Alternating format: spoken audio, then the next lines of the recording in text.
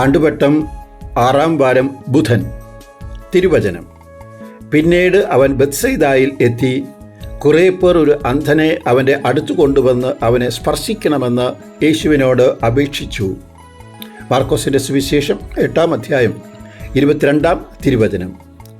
ബത്സയിദായിലെ അന്ധകന് കാഴ്ച ലഭിക്കുന്നൊരു സംഭവമാണ് ഇന്ന് നാം സുവിശേഷത്തിൽ വായിച്ചു കേട്ടത്. ഈ അത്ഭുതം മാർക്കോസിൻ്റെ സുവിശേഷത്തിൽ മാത്രമാണ് രേഖപ്പെടുത്തിയിരിക്കുന്നത്. ഈ രോഗശാന്തിയുടെ മറ്റൊരു പ്രത്യേകത, സൗഖ്യം ഉടനെ ലഭിക്കുന്നില്ല, ഘട്ടം ഘട്ടമായിട്ടാണ് രോഗശാന്തി ലഭിക്കുന്നത്. അനുഗ്രഹം സാവധാനം ഒഴുകി അദ്ദേഹത്തിൻ്റെ കണ്ണുകൾക്കും മനസ്സിനും പ്രകാശം കിട്ടുമ്പോൾ അദ്ദേഹത്തിൻ്റെ ഹൃദയം സന്തോഷം കൊണ്ട് നിറയുകയാണ്. വിശ്വാസം ഒരു അനുഗ്രഹമാണ്. യേശു അനുഭവവും ഒരു അനുഗ്രഹമാണ്.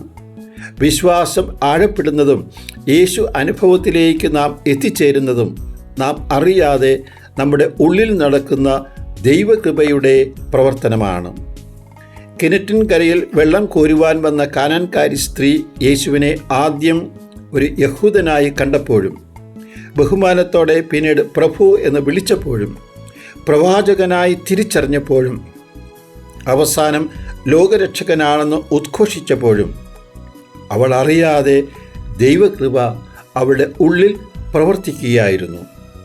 അതേ ദൈവകൃപ നമ്മളിലേക്കും ഇറങ്ങി വന്ന് യേശു അനുഭവമാക്കി മാറ്റണമേ എന്ന് നമുക്ക് ഈ വേളയിൽ പ്രാർത്ഥിക്കാം.